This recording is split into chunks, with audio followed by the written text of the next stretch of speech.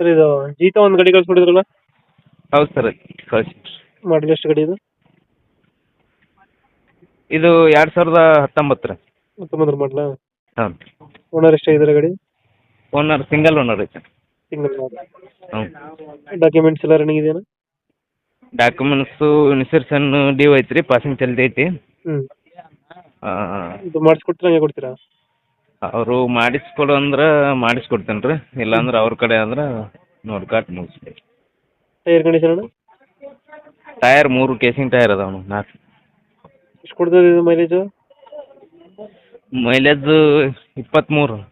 23 ಕೊಡುತ್ತೆ. ಹ್ಞೂ, 23-24 ಕೊಡ್ತೀರಿ. ಎಕ್ಸ್ಟ್ರಾ ಫಿಟ್ಟಿಂಗ್ ಏನು ಮಾಡಿಸಿಲ್ಲ ಗಾಡಿಗೆ?